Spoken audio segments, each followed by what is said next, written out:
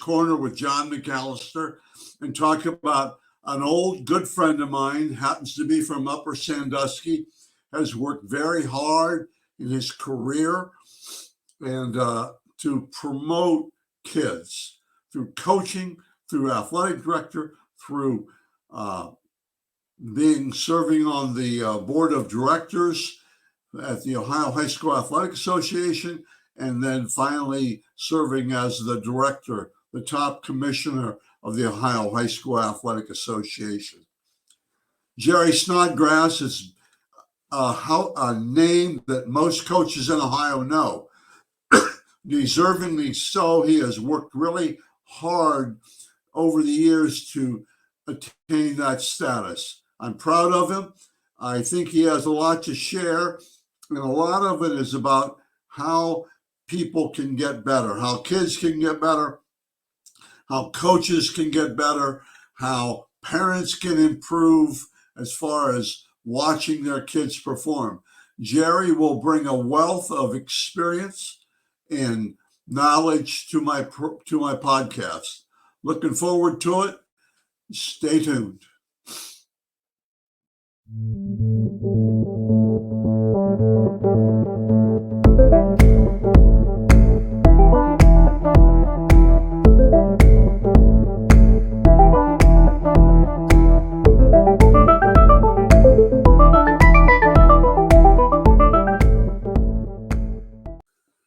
Jerry Snodgrass, how are you?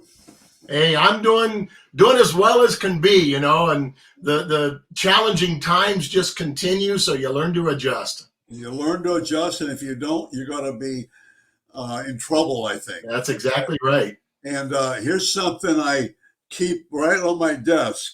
You got to have the want to sometimes. Yes. Whenever you do, you got to have the want to. And it's not everybody has that. Okay.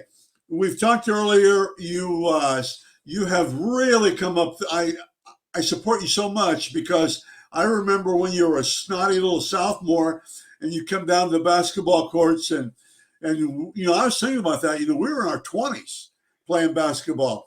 You came down there and, you know, I can remember you having your back to the basket and turn around, somebody hit you and knocked the ball down, but you really competed.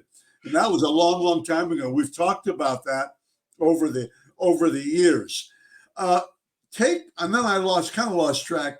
Let's go through your background a little bit right now. I don't want to, that's not what we're about, but I think it's important that people know that. Yeah, you know, John, first of all, I have to say this. You said I was a snotty little sophomore. I was not. I was a snotty little 8th grader. And your age group of people, and I think this is so important and so much a part of our lives on who we've served through the years, that you guys who were older than me allowed me to play on these outdoor courts, which we all did back then. And I learned how to be a teammate. I learned how not to screw up. I learned my role as an 8th grader playing with these high school seniors and graduates that were very competitive. And I think that tells us all something about leadership. And I have said so many times, those were the foundation building blocks for the leadership roles and why I wanted to be in leadership roles. But to go on, you know, I often joke that leadership started with being a captain of your basketball team when you were a senior in high school, which I was. And, you know, graduated from Bowling Green, but became a teacher. And it was no secret at the time. So many of us became teachers so we could coach. I mean, I don't hide behind that at all. But then I learned early on, coaching and teaching are synonymous. And hey, if I'm going to strive to be a great coach, I'm going to strive to be a great teacher first. I was a science teacher during my career and very proud of that. Coached at Defiance. Still blessed to this day that I coached junior high when I went there, because I learned the perspective and never lost it of those younger grades and what's necessary for them. I was very blessed to coach. I coached football, basketball, baseball, loved coaching football, and went to Ridgedale High School from that at the ripe age of, I think, 23 or 24. had all the answers, of course, at that age. Remember you? Yeah. And but it was a great experience, and I learned a lot. Still proud to this day of the players I had and the people that I worked with, including yourself, and learned so much. But wanted to get back to Northwest Ohio and went to Bryan to get into the athletic administration, then went to Findlay, Ohio. And Roger Renz was the head basketball coach. Roger didn't like people coaching other sports at the time, so it was basketball and basketball only. And I was going to be a lifelong assistant.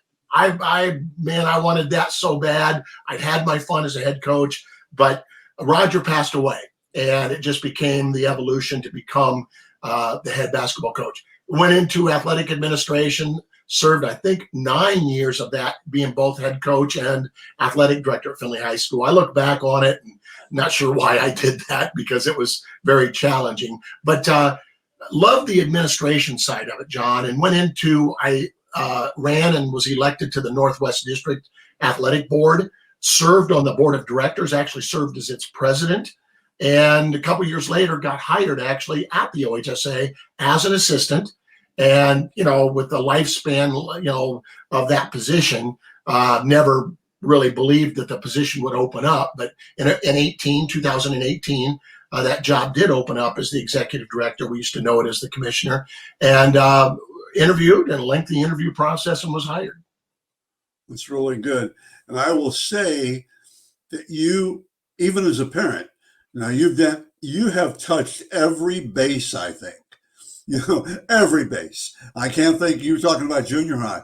I spent my last 2 years as a junior high coach. I think not retired, but toward the end of my trips around the sun. Anyway, I love that.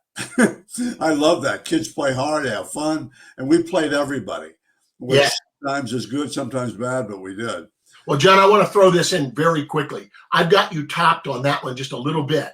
While I was an assistant, I left this out. While I was an assistant at the OHSAA from 2008 to 2018, I was asked to help coach a junior high girls B team in basketball. B team means they were cut from the main team.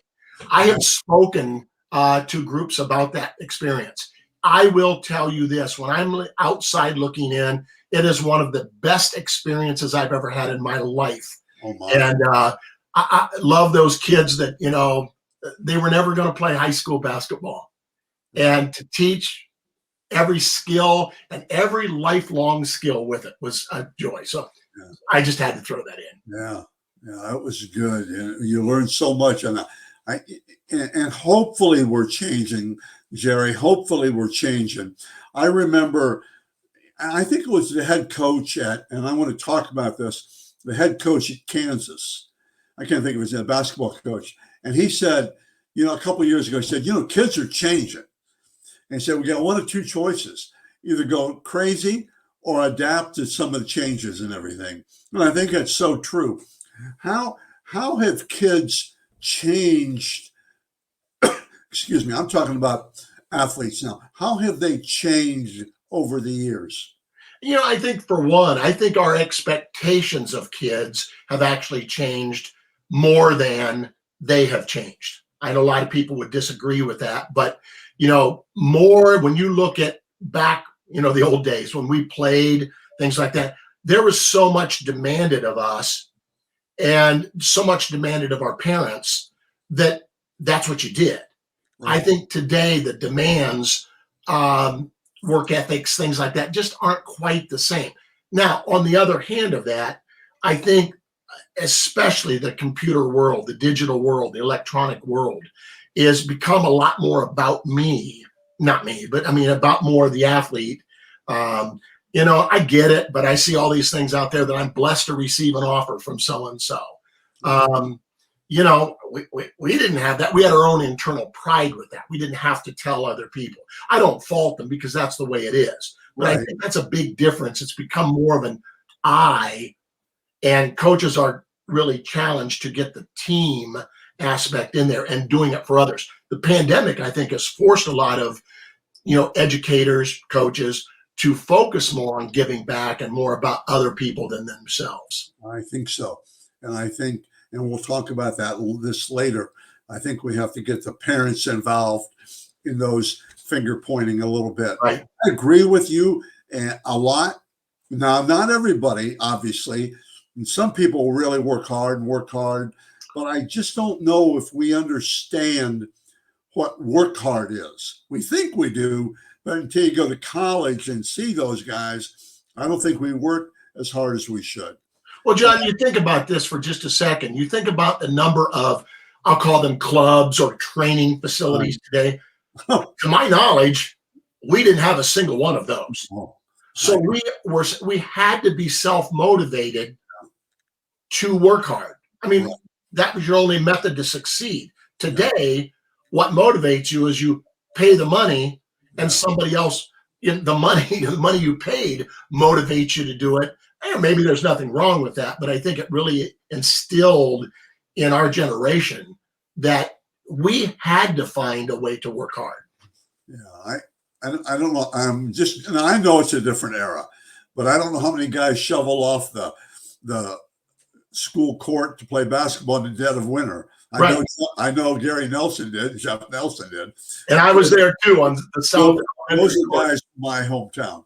Yes. Okay, that's really good. I think the one word I always use, and I get in trouble, especially locally, is inconvenience. When it becomes an inconvenience, then we shut down sometimes. When the players or our parents, when it becomes an inconvenience, we shut down. But let's talk about the positive side.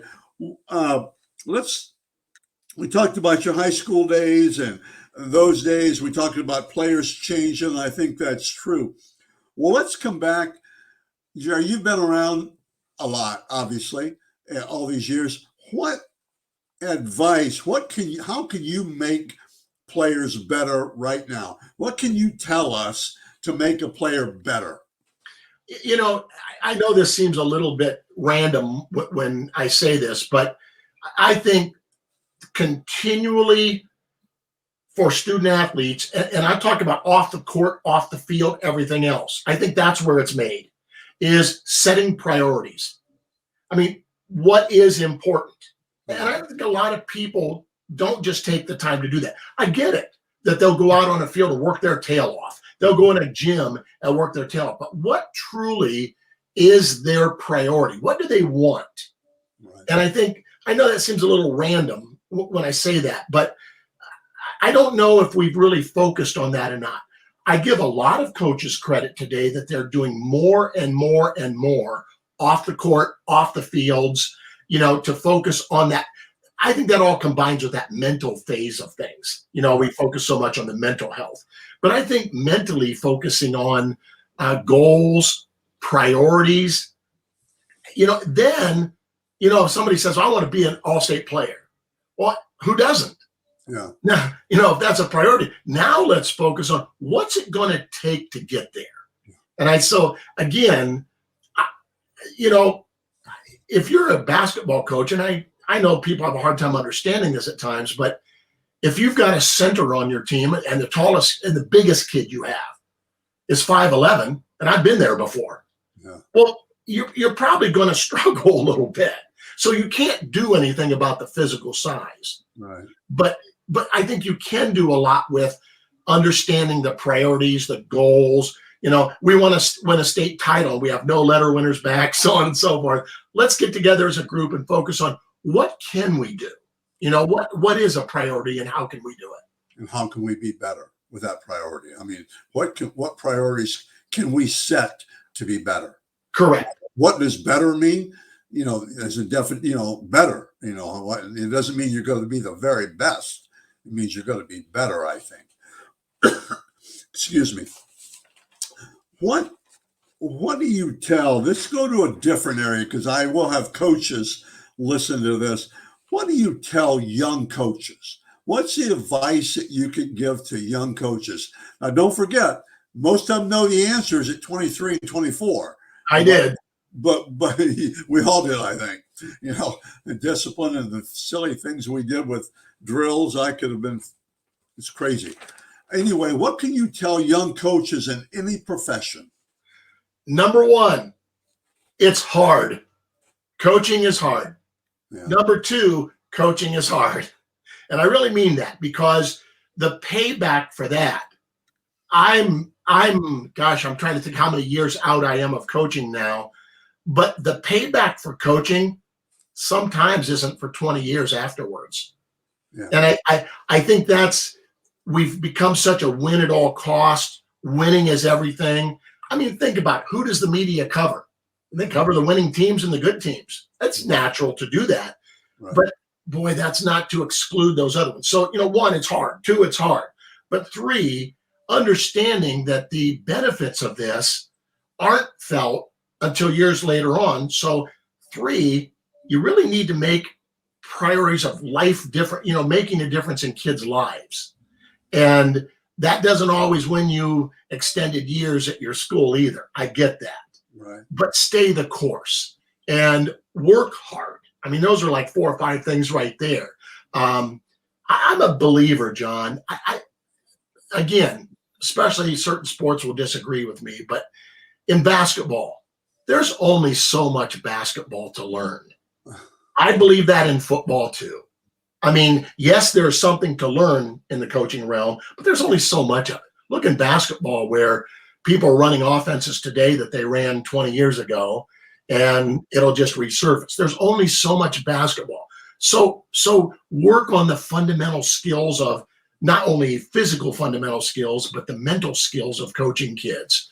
And the other part, I've gone about 6 or 7 ways, but I think coaches really, I think this is true in all walks of leadership, which coaching is, and that's be a good communicator.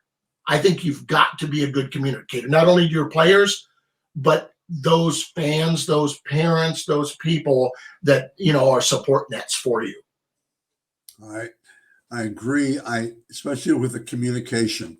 I was a football coach too, a football coach, and was either lucky or unlucky to be a head football coach at 24 or 25 years old. 24 when I signed the contract.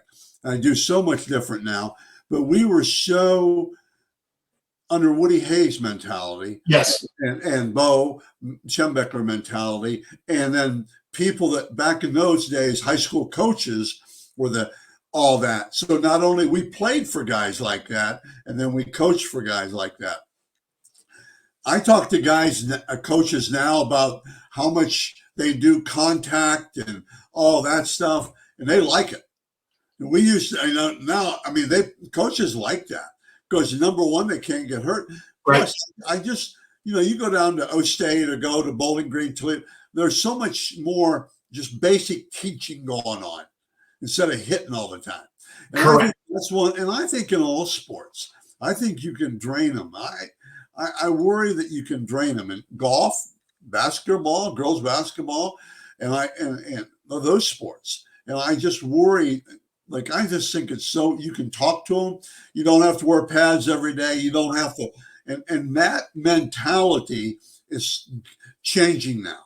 Right. Young coaches, because that's what they've come up under. But yeah, I agree, and I think the coaches, young coaches, be yourself. Be yourself. Don't be somebody you're not. Don't try to act like you do this. Bill Belichick. Don't act like him. Right. And almost everybody's failed because they do that. I admire, John. I have to tell you, I admire people.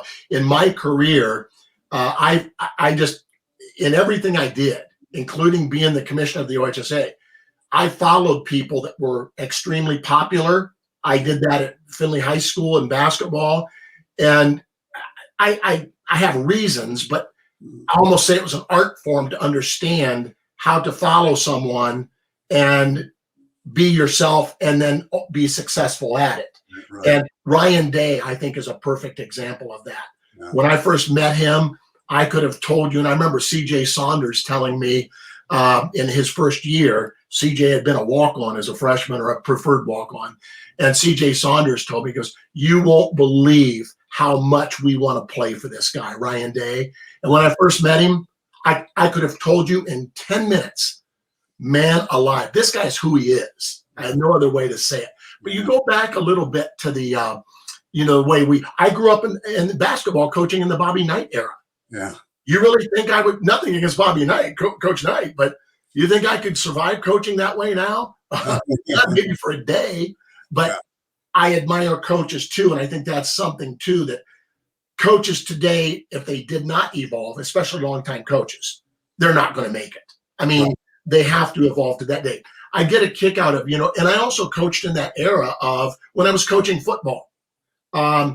Day before a game, we're going to hit because we're going to hit tomorrow night. Or in basketball, we're going to go hard on Thursdays, before a game because I don't want any slough off. If I were coaching today, I'm very confident I would not be doing that today. Yeah, right. And I think you're right. Look at who wears pads in practice. I'm talking about full pads in practice anymore in football. It only makes sense. And I just start thinking, why do we do that stuff? I know. Why? Yeah, but that's the way we're trained, or that's Right. what. And we also, if you remember right, we coached a lot back then by, I call it embarrassment. Right. Meaning, in other words, we challenged kids by embarrassing them. Right. Screaming at them, things like that. But it was also a sign of it was the times. Yeah. I've apologized to some of my old players. And I said, one of these days, I'm going to be like the Junction Boys. I'm going to get you all together like Bear Bryant did in that movie and apologize to every one of you because sometimes it breaks my heart. And I remember telling Lamont Paris, who was the top assistant at Wisconsin and is now at UT Chattanooga, who played for me. And he said, when I told him, he said, Coach, we all turned out okay. Yeah. So, sign of the times. I think so. And well, I agree with that. But I always thought, and I get in somebody's face or, my quarterbacks or whatever, it didn't matter. But you had to have time to say, hey, I screwed up. I'm sorry. And I didn't always do it in front of the team because that kind of embarrasses the kid, I think. Right. And plus it makes you, I think it's phony sometimes. John, a couple of years ago, when I was at the OHSAA, I got to know David Baker, who just retired from the Hall of Fame, Pro Football Hall of Fame, and Steve Strawbridge, who I think is their general manager. I can't remember his exact title. And we went into the hall in one of their rooms, and they were showing me a video that they had put together. They do that all the time. Right. But they were talking about I think it was 2017, I think was the year. And they counted the number of times that players in their induction or coaches in their induction speeches used the word love. Yeah. And it really hit me because I grew up in an era, I don't remember ever telling my mother or father I loved them. You didn't do that, And it was just phenomenal how they focused at the Pro Football Hall of Fame on the word love. Right. And I think that's today good coaches. I mean, all coaches, but that love of a player that goes for eternity. And the great thing about that coach is that guy, Jerry, is that kids know if you're telling the truth or not. Right. Kids know. Kids can see through coaches. Yes, they can. Okay, let's talk about, we've talked about parents, and I don't want to beat them up, but what would be a couple of things you could say? It's so much different now, so much more out, so much more, and your parents are so much more disrespectful. Now, not everybody, for heaven's sakes, but there are more of them. Right. Any advice that you can give for that? Yes. As a former educator, I think we are in trouble if we do not start educating at the lower levels of parent involvement. How many times have I seen, where, okay, we all know, not all parents, and you acknowledge that, right, not all parents, but that wild one, that out of control one is causing issues. And a lot of times I encounter people like that. I know, but this is different. Yeah. Well, no, it isn't. Yeah. And I'm just a believer that right now there are great youth programs in America and in Ohio. There are. There are also some bad ones because there's so many of them. Right. And I think there's so little oversight. I'll go to a basketball tournament in May. They call it AAU. It's not AAU, but the youth tournaments. And I see a mom or dad or anybody coaching these kids. Right. And they're supposed to have concussion training. They're supposed to have certain things. And I mean, I know this for a fact. Who oversees that? Yeah. Nobody. So they don't have it. I mean, I just think that goes into the whole thing of the education that's required at the high school level. And it's there, it's getting better. I think we need to move that down in the lower levels. I'm not all about government regulations. I'm not. Yeah. On the other hand, when there's no regulation, I just believe somebody needs to step in. I really do, at the youth levels. And again, there are good ones, and I want to make sure I say that. Okay. Last question, I hope. What do you see for sports? What's out there? What's the landscape look like that you see? You have enough wisdom and foresight. What do you see and with high school sports? Well, I see, first of all, the $3 billion industry at the youth sports is not going away. It's not going away. I'm concerned about burnout. I really am. Easier said, and more to identify it than to identify the solutions. I know that. Right. But I think we've got to be very careful and united in a state and in a nation. Right. To be very careful that year-round practices. And it's not just keeping them from playing other sports. Yes, it is. It's the burnout of what we're doing to them. I mean, I just think we have to be so careful with that. We're not going to go back to playing morning softball at the park. We aren't, I don't think. Wish we would. Wiffle ball in the backyard. I mean, that goes along with walking 2 miles to school in the snow uphill. And, I get that. But I think that is like the number one issue when I'm outside looking at, as well as I do. I probably did too. Coaches want more. They want more. They want more. Do they really need it? Yeah. I admire the coaches that through this pandemic, when things were shut down, right, that sometimes many have realized more isn't better. But as soon as the neighbor next door is doing it, it's going to creep back up. Yeah. I'm very nervous about that. And I see that in football right now in the off season with special camps, special quarterback training, all that stuff. And that's a little concerning to me. I tell kids, I don't think you have to throw a football from December, January, maybe into February. Why? Why do you have to throw football? Get your core muscles bigger and stronger, Right. And just things like that. Well, Coach, I really appreciate your time. So much with experience, and I think you're so open-minded, and I think we have to be that way. But I agree with you about playing too much. There's a team in the area, that Little League Baseball, travel baseball. It's so huge. I mean, it's important. I don't know if it's huge. Important. You got to play games. Well, a few years ago, 4 seniors were on their baseball team. Yeah. So what does travel baseball tell you? Parents have fun, kids have fun, and travel. But what does it really help you? 4 seniors on a baseball team out of what, 15, 18 kids? Right. Yeah. Mr. Snodgrass, I really appreciate this time. We got a little personal here because I have watched you grow up and had fun and married a woman in your class. And Upper Sandusky is very proud of you, Jerry. Trust me.